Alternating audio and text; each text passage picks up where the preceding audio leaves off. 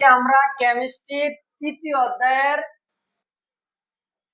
কিছু টপিক নিয়ে আলোচনা করব, যেটা হচ্ছে কপার মৌলের ইলেকট্রন বিন্যাস ব্যতিক্রম কোণ। এই জিনিসটা বোঝার আগে আমার কিছু কনসেপ্ট ক্লিয়ার থাকতে হবে। হচ্ছে যেমন পি অরবিটালের ভিতরে ইলেকট্রন থাকতে পারে মোট 6টা, আর ডি অরবিটালে থাকে 10টা, ঠিক না? এই পি অরবিটাল এবং ডি অরবিটাল পূর্ণ এবং অর্ধপূর্ণ থাকতে চায়, তাহলে এটার পূর্ণ হচ্ছে 6 আর অর্ধপূর্ণ হচ্ছে 3, আর এটা হচ্ছে D10, এটার অর্ধপূর্ণ হবে কত? 5। তাহলে আমরা বুঝলাম পি অরবিটাল এবং ডি অরবিটাল অর্ধপূর্ণ এবং পূর্ণ অবস্থায় অধিক স্থিতিশীল হয়, মানে তারা মানে কমফোর্টেবল বলতে আমরা যেরকম বলি কমফোর্টেবল হয়, তারা অধিক স্থিতিশীল হয় কত অরবিটালে? 6 এবং 3 অর্ধপূর্ণ এবং পূর্ণ অবস্থায়। এখন যদি আমি কপার মৌলের ইলেকট্রন বিন্যাস করি, তাইলে আমার কপার মৌলের ইলেকট্রন বিন্যাস করলে আমরা প্রথমে জানতে হবে কপারের ইলেকট্রন সংখ্যা কত। কপারের ইলেকট্রন সংখ্যা কত? 29। তাহলে আমরা লিখতে পারি copper 29 1s 2 2s 2 2p6 3s 2 4s 2 আর 3d, বা আমরা 3d আগে লিখলাম 3d আর 4s, ঠিক আছে? তাহলে 2 2 4 4 6 10 10 2 12 12 আর পি দেই নাই তো 3p কত হইছে 18 18 এস দিলাম দুইটা, কত হইছে 18 দিয়ে 20, আর এখানে দিলাম 9 29 হইছে কি 29। তাহলে আমরা একটু আগে কনসেপ্ট শিখলাম ডি অরবিটাল 5 এবং 10 এ থাকতে চায়, এই অবস্থায় অধিক স্থিতিশীলতা অর্জন করে। তাহলে আমার এখানে আমরা কি করতে হইব, ডি এই ইলেকট্রন বিন্যাসটা আমরা মূলত নিয়ম অনুসারে হওয়ার কথা, কিন্তু আমার প্রশ্ন বলে দিচ্ছে কপার মৌলের ইলেকট্রন বিন্যাস ব্যতিক্রম কোণ।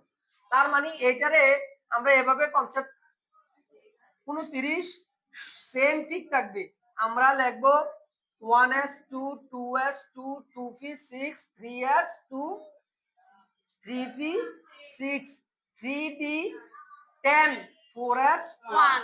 তাইলে আমরা কি পাইলাম? ডি অরবিটালটা শূন্য এবং শূন্য পাইলাম, এবং এইটাই হচ্ছে কপার মৌলের ইলেকট্রন বিন্যাসের ব্যতিক্রম নিয়ম। তুই ঘুরাইবি না? তাইলে আমাদের কারো কপার মৌলের ইলেকট্রন বিন্যাস ব্যতিক্রম কেন, কোনো সমস্যা আসেনি? না। তাইলে এরকম ভাবে আমাদের বিভিন্ন মৌল আসতে পারে যে এদের কপার আয়রন বলতে পারে যে এদের ইলেকট্রন বিন্যাসে ব্যতিক্রম হয় কেন। তাইলে আমরা কি করব, আমরা দেখব পি অরবিটাল এবং ডি অরবিটাল কোন অবস্থায় আছে। যদি আমরা পি অরবিটাল 4 পাই, কোন একটা ইলেকট্রন বিন্যাস করার পরে 4 পাই, তাইলে আমরা এস অরবিটালে একটা থাকলে এস অরবিটালে দুইটা দিমু আর 4 এ দিয়ে দিমু, এস অরবিটাল থেকে পি অরবিটালে 6টা মিলিয়ে দিমু, অথবা অর্ধপূর্ণ করে করমু। কি করমু? অর্ধপূর্ণ মানে 3টা করমু। এখন আমরা এই তৃতীয় অধ্যায়ের ম্যাথ নিয়ে আলোচনা করব। যেমন আমাদের পরীক্ষা আসতে পারে কৌণিক ভরবেগ নির্ণয় করো, কৌণিক গতিবেগ নির্ণয় করো, আর কৌণিক বেগ নির্ণয় করো। কৌণিক গতিবেগ আর বেগটা একই, বলবো যে কৌণিক বেগ নির্ণয় করো অথবা শুধু বেগ নির্ণয় করো। শুধু বেগের সূত্র একটা, আর কৌণিক বেগ বললে সূত্র একটা, আর কি ভরবেগ করলে সূত্র একটা। এবার আমি একজনের প্রশ্ন করব যে কৌণিক ভরবেগ, কৌণিক গতিবেগ আর কৌণিক বেগ নির্ণয়ের সূত্র। দাঁড়াও, বলো কৌণিক ভরবেগ নির্ণয়ের সূত্র কি? mvr is equal to nh by 2 pi. mvr is equal to nh by 2 pi। আর কৌণিক বেগ নির্ণয়ের সূত্র কি? vr is equal to nh by 2 pi into m. যদি আমার প্রশ্ন করে যে ইলেকট্রনটি কত বেগে ঘুরছে, মানে শুধু বেগ নির্ণয় করতে বলে, তখন v is equal to nh by 2 pi into mr. তাইলে আমরা এখন বসো, তাইলে আমরা এখন কৌণিক ভরবেগ নির্ণয়ের অঙ্ক করব। ধরো পরীক্ষা আসবে এই একটা যে কোনো একটা ইলেকট্রনের ডায়াগ্রাম অঙ্কন করে দিব। ধরো এনে ইলেকট্রন সংখ্যা এন বইলা দিল 2, তার মানে এন কয়টা কক্ষপথ? দুইটি কক্ষপথ। এখন আমরা বলছে এই দুইটা কক্ষপথ, এখানে ধরো ইলেকট্রন দেওয়া আছে,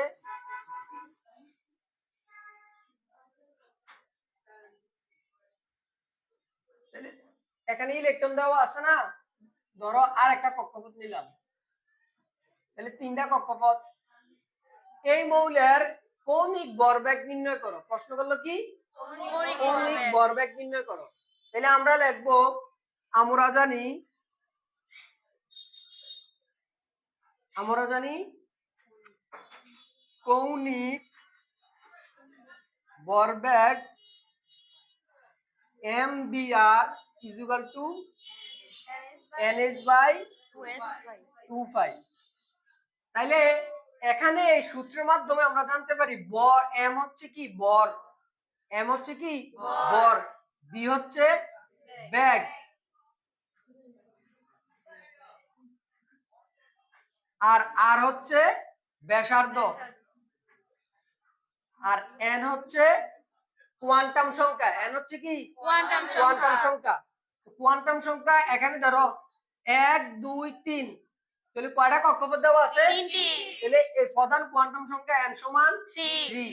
এরপরে আমার h আছে, h হচ্ছে প্লাঙ্কের ধ্রুবক। প্লাঙ্ক ধ্রুবক।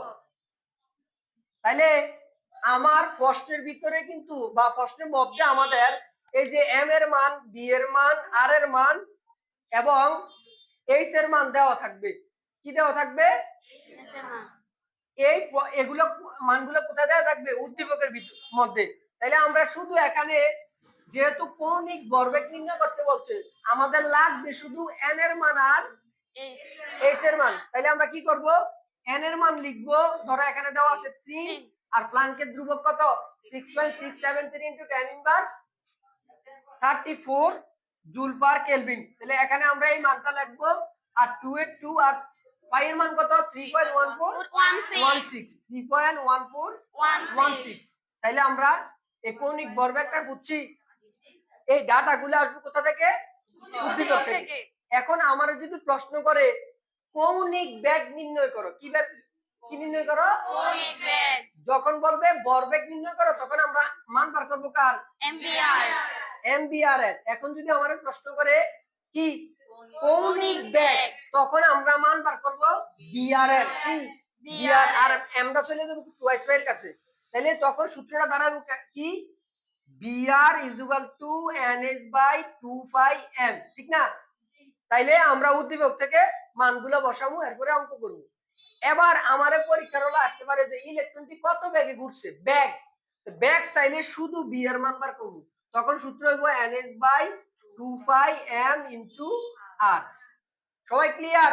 জি স্যার। তাহলে এই টপিক থেকে কোনো ম্যাথ আসলে আমরা কোনো সমস্যার সম্মুখীন হব? জি না। তাহলে আমরা কি বুঝলাম আজকে? যে কৌণিক ভরবেগ নির্ণয় করতে হলে আমাদের mvr এর মান বার করতে হইব। আর যদি আমাকে বলে কৌণিক বেগ নির্ণয় করো, তখন vr এর মান বার করব। আর যদি বলে শুধু বেগ নির্ণয় করো, তখন বার করব কি? b। শুধু b। তাহলে এটা নিয়ে কারো কোনো কোশ্চেন আছে? ঠিক আছে। এরপরে আমাদের টপিক হচ্ছে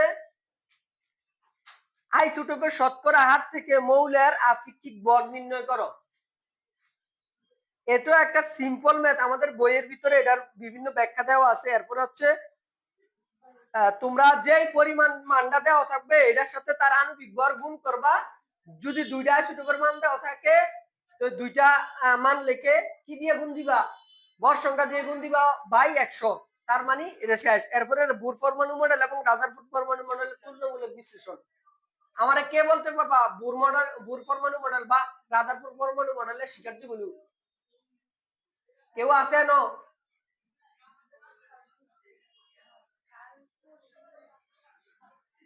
তাহলে রাদারফোর্ড পরমাণু মডেল কে দিছে?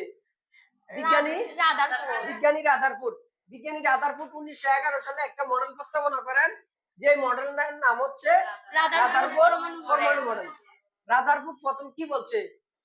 পরমাণুর একটা কেন্দ্র আছে, কেন্দ্রের মধ্যে নিউক্লিয়াস আছে। এরপরে পরমাণুর কেন্দ্রে যতগুলো প্রোটন আছে সেম ততগুলি ইলেকট্রন ইলেকট্রনও আছে। তার চারপাশে ঘুরছে। এই রাদারফোর্ড পরমাণু মডেলের প্রস্তাবনার পরে আরো 2 বছর পরে 1913 সালে বিজ্ঞানী নিলস বোর পরমাণু মডেল এই রাদারফোর্ডের ছাত্র ছিল নিলস বোর। পরে এই রাদারফোর্ডের কিছু কিছু জায়গায় ভুলগুলো সংশোধন করে একটা মডেল প্রস্তাবনা করেন। এই মডেলটার ভিতরে আমরা যেমন বোর পরমাণু মডেলের ভিতরে আমরা কক্ষপথের কোনো ধারণা পাই নাই, যে বলছে ইলেকট্রন ঘুরে, বলছে কোথায় ঘুরে এটা বলে নাই।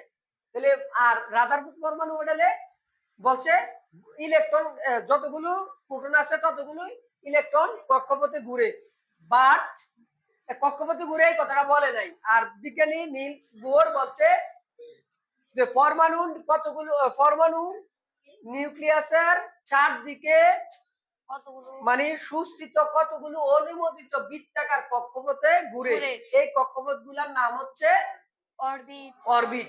এরপর বলছে ইলেকট্রন এক কক্ষপথ থেকে অন্য কক্ষপথে শক্তি বিকিরণ বা শোষণ করে। এই বিকিরিত বা শোষিত শক্তির পরিমাণ হচ্ছে h nu = hc by lambda. এই ল্যামডাটা হচ্ছে কি তরঙ্গ দৈর্ঘ্য। এরপরে আমাদের এই দুই মডেলের স্বীকার্য এবং সীমাবদ্ধতা। দুই মডেলের স্বীকার্য এবং সীমাবদ্ধতা মানে কি, দুই মডেলের স্বীকার্য আসতে পারে পরীক্ষায়, এরপরে সীমাবদ্ধতা আসতে পারে, এবং ভুল কোন মডেলটা যৌক্তিক আর কোন মডেলটা যৌক্তিক নয়, বা রাদারফোর্ডের ভুল কি ছিল, বিজ্ঞানী নিলস বোরের তার মডেলে ভুল কি ছিল, এগুলো আমাদের পরীক্ষায় আসতে পারে। আর বেশিরভাগ আসতে পারে আমাদের কি, যে কৌণিক ভরবেগ নির্ণয় করো, এরপরে কৌণিক বেগ নির্ণয় করো, গতিবেগ নির্ণয় করো, আর বিকিরিত বা শোষিত শক্তির পরিমাণ নির্ণয় করো, আপেক্ষিক পারমাণবিক বল নির্ণয় করো।